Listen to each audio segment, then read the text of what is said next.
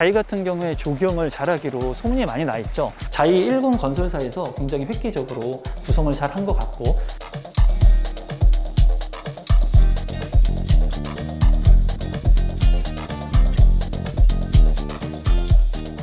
신상 아파트 최초 공개, 아파트 언박싱의 오늘의 리뷰어 임성배입니다. 안산에 곧 입주를 앞두고 있는 아파트가 있어서 현장에 나왔는데요. 그랑시티 자이 2차 아파트입니다. 이 아파트 같은 경우에 1차의 아파트하고 2차의 아파트를 합치게 된다면 계획단지 매버드급 아파트라고 합니다. 저도 굉장히 기대가 됩니다. 오늘의 아파트가. 소개를 시작하도록 하겠습니다. 이 아파트 같은 경우에는 2020년 10월에 입주를 앞두고 있습니다. 총 3,370세대로 이루어진 아파트이고요. 11개의 동으로 이루어져 있습니다. 1.5대 1의 주차 대수를 확보하고 있습니다. 시공사 같은 경우에 이제 최대 1군 건설사인 브랜드 자이 아파트에서 시공을 했습니다. 20평형대부터 50평형대까지 이제 두루두루 소형과 대형의 평형으로 이루어진 아파트입니다. 입지 분석 중에 가장 중요한 것은 직장의 수요입니다. 그리고 직장의 수요가 얼마나 가까이 있느냐가 굉장히 중요한데, 이 그랑시티 자이 2차 아파트 같은 경우에는 안산 사이언스 밸리가 인근에 입지를 하고 있고요. 그리고 한양대 에리카 캠퍼스가 주변에 입지를 하고 있습니다. 또한 경기 테크노파크, 그리고 인재개발원 등의 직장 수요들을 포함하고 있는 곳들이 많이 있기 때문에 직접적으로 또는 간접적으로 주거지를 형성하면서 직주 근접의 아파트 입지라고 보여집니다. 또한 이 아파트 같은 경우에는 고잔 신도시 마지막 부지인 곳을 개발해서 복합도시로 이제 만들게 되었는데요. 이 부지가 원래는 사동 90블록에 위치한 안산 스피드웨이 경주로였습니다. 이 스피드웨이 경주로를 이제 복합 도시로 개발하게 되었고, 89블록 같은 경우에 스마트 도시가 이제 개발될 예정이기 때문에 직장 수요들이 있을 것으로 생각이 들어요. 또한 복합 용지가 이 인근에 입지를 하고 있는데요. AK 플라자가 이제 2022년도에 완공이 될 예정이에요. 그래서 이러한 직장 수요들이 많이 있는 곳에 입지를 한 아파트라고 볼 수가 있습니다. 단점적인 부분도 있습니다. 최대 단점이라고 보이는 것은 지하철하고의 접근성이 좀 우수하지 못하는 거예요. 그래서 최근에 개통을 한 수인선 사리역하고의 거리는 직선거리로 3km, 그리고 4호선인 고잔역 같은 경우에는 이제 5km가 조금 넘어갑니다. 그리고 5개의 역사가 교차하는 초지역하고의 거리도 있어요. 지하철 역세권이 아니라는 단점이 있습니다. 하지만은 지하철의 호재도 있는데요. 2024년에 완성이 될 신안산선 한양대역이 개통되게 된다면 서울하고의 접근성이 굉장히 개선할 수 있는 효과가 있을 것으로 보여져요. 학군에 대한 장점을 가지고 있어요.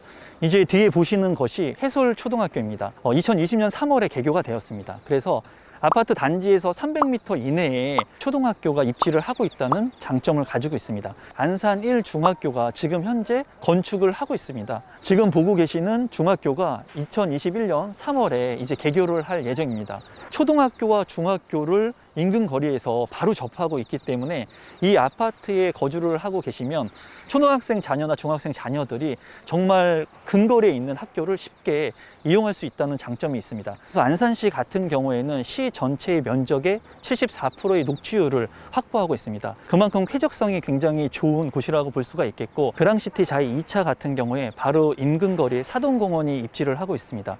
또한 안산 호수공원하고 주변에 갈대 습지공원, 그리고 비봉 습지공원 등이 이제 입지를 하고 있어요. 편의시설 같은 경우에는 아직 주변이 개발 중에 있기 때문에 그렇게 우수하다고 말씀은 드릴 수가 없습니다. 하지만은 고잔 신도시를 차로 10분 정도면 이동할 수가 있는데요. 그 고잔 신도시 중심 상권을 이제 이용하게 된다면 NC 백화점이라든가 롯데 하이마트, CGV, 그리고 롯데 시네마 같은 공간들을 쉽게 활용할 수가 있습니다. 이제 커뮤니티 시설들하고 조경을 좀 살펴보도록 하겠습니다.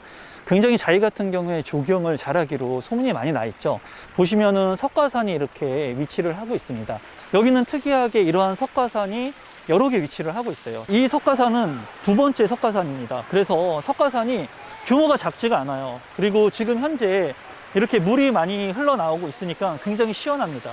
석가산 중앙에 카페 공간이 있습니다. 이 테라스 공간들이 있어서 휴식을 취할 수 있는 공간이 있습니다.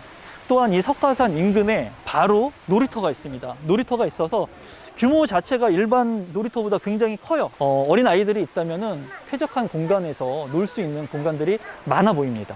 이제 커뮤니티 센터의 장점을 가지고 있는데, 여기 자이언 센터 같은 경우에는 실내 수영장이 있습니다. 그리고 피트니스 센터, 실내 골프 연습장, GT룸, 사우나까지 있습니다. 그렇기 때문에 이 자이언 센터를 이용하게 된다면 입주민들이 편하게 운동시설이나 편의시설들을 활용할 수 있을 것으로 보입니다.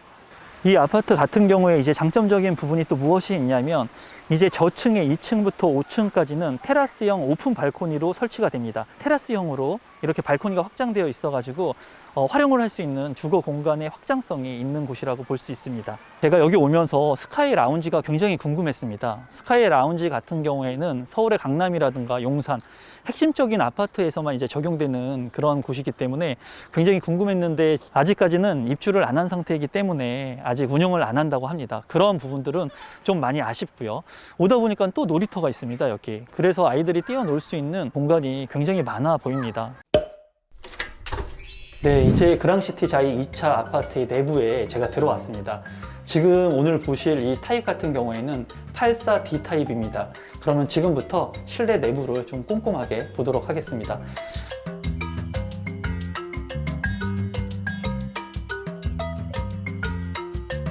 우선 들어오시면은 이렇게 팬트리 공간이 있습니다. 팬트리 공간 같은 경우에 이제 많은 물건들을 적재할 수 있기 때문에 바로 들어와서 현관에 있으면 용도의 활용도가 굉장히 좋습니다. 이제 거실 쪽으로 한번 가보도록 하겠습니다. 여기 같은 경우에 이제 10층 이하의 뷰라고 보시면 될 것 같아요. 조경 같은 경우에 뷰를 굉장히 잘했습니다. 그래서 거실을 한번 뷰를 한번 보도록 하면은 저층이긴 하지만은 지금 녹지에 대한 부분들이 잘 이렇게 구성이 된 모습이에요. 그래서 탑상형의 구조이고, 그리고 저층이라고 하지만 뷰가 상당히 좋아 보입니다. 84 타입의 탑상형이지만은 그래도 주방의 공간이 좀 넉넉하다고 보여지고, 창 같은 경우에도 이제 전면창으로 되어 있기 때문에 이런 환기성에 대한 부분이 우수할 것으로 보입니다.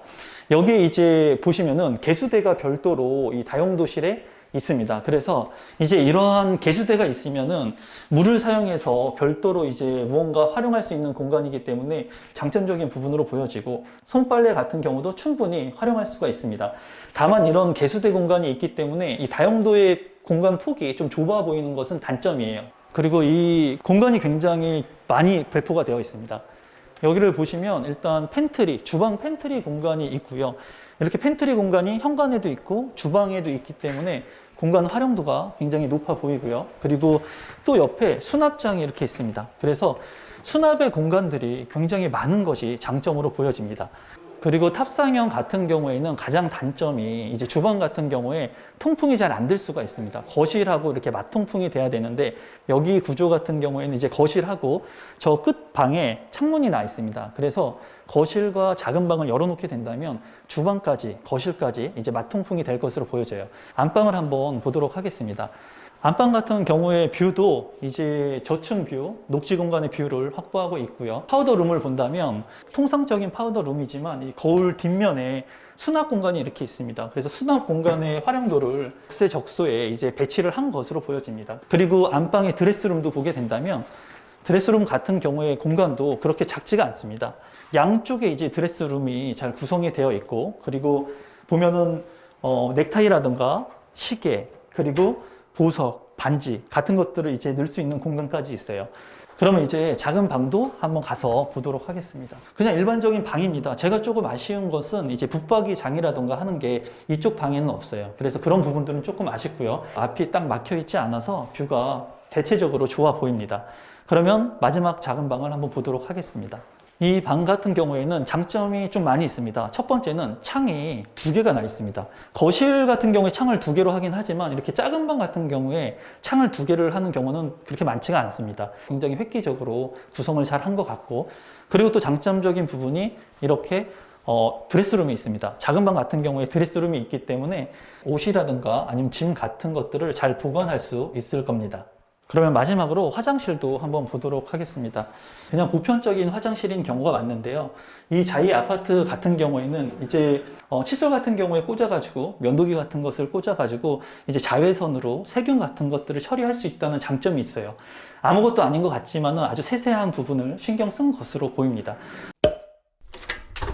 오늘 주변을 둘러보니까 조경이라든가 커뮤니티 특화 시설들이 굉장히 잘 돼 있다는 것을 느꼈습니다. 그리고 구조 같은 경우에는 여타 아파트의 그러한 타입들보다 평면도 자체가 월등히 우수했습니다. 수납장이 너무나 많았고 수납 공간들이 굉장히 우수했어요. 지금까지 아파트 언박싱 오늘의 리뷰어 임성배였습니다. 오늘의 리뷰가 좋으셨다면 구독 버튼과 좋아요 버튼 부탁드립니다. 감사합니다.